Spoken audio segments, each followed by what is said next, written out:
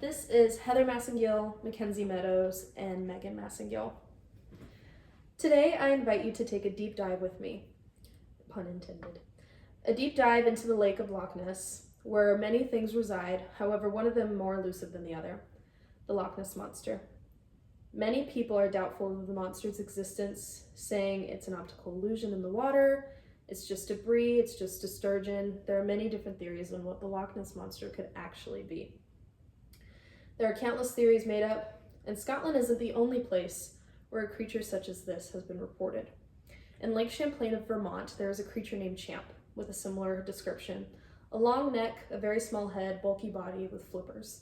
Very similar to another creature that I'll be discussing later. Some chalk it up to just folklore or old tales.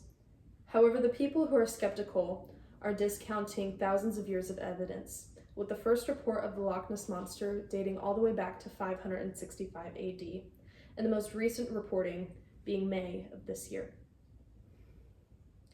Many countless theories come up to what the Loch Ness Monster could actually be. Some say it's just debris in the water, a trick of the light in the waves, just logs bobbing around, a giant eel, or even a sturgeon. There is even a theorist from National Geographic who believes that the Loch Ness Monster is a time traveler due to quartz in the water. However, I do appreciate his creativity in his theory. I believe in one much more reliable, much more based on science and what could be true. I believe that the Loch Ness Monster is a plesiosaur. A plesiosaur is a prehistoric reptile that was aquatic. Many people may say, well, dinosaurs extinct. However, based off of my biblical beliefs, the mass extinction happened during Noah's Ark through the flood. And because that the plesiosaurs were aquatic, they could survive during the flood. Very much so.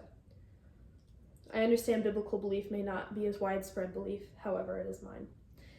Anyway, many people believe different things about the Loch Ness Monster, but with thousands of years of evidence, two renowned lake monsters, very similar in description, there are three different reasons that I believe the Loch Ness Monster is a plesiosaur.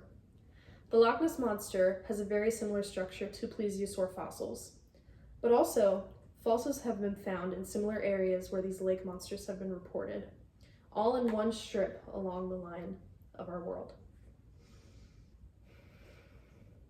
Many skeptics will say, well, how could the Loch Ness Monster survive this long? There is a prehistoric fish called a coelacanth, who was said to have gone extinct 66 million years ago. However, in 1938, there were some found off the coast of South Africa, therefore expanding that question. Back to the sighting back in 565 AD, it was reported that St. Columba had saved someone from a river monster in Lake Ness. While this is a long time ago, that only gives us more evidence to believe there's something out there. Now, there are also people who do this for a hoax. There is a famous photo called the sturgeon photos taken in the 1930s. Two men made this photo thinking they would gain some money or gain some fame from this photo, but it ended up being debunked. Because of the photos being debunked, many believers in the Loch Ness Monster failed. However, there are people who are devoted. There are locals in Scotland who live next to Lake Loch Ness with 24/7 cameras setting up or even hosting events to go and watch for the Loch Ness Monster. I almost attended one of these myself. However, there are also people who go in their boats and use sonar imaging and have caught great images of the Loch Ness Monster.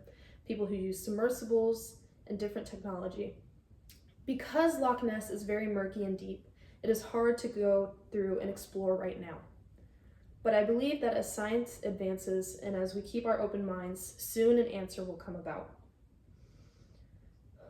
Back to the fossil records. Fossils have been found in similar areas as lake monsters have been reported, as I've said, but it follows the same structure as the description of the Loch Ness Monster. The Loch Ness Monster is described to have a very long neck, a small head, a bulky body, and flippers. However, the plesiosaur has the same structure.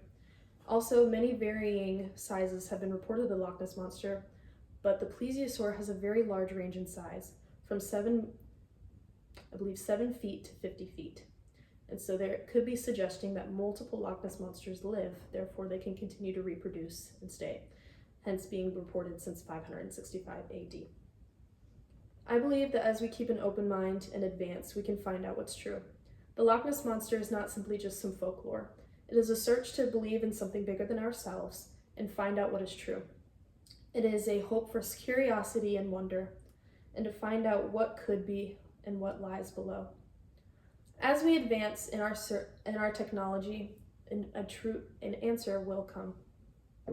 So with the evidence of fossil records, sonar imaging, and many other things, I believe that an answer to the Loch Ness Monster will come about. Thank you.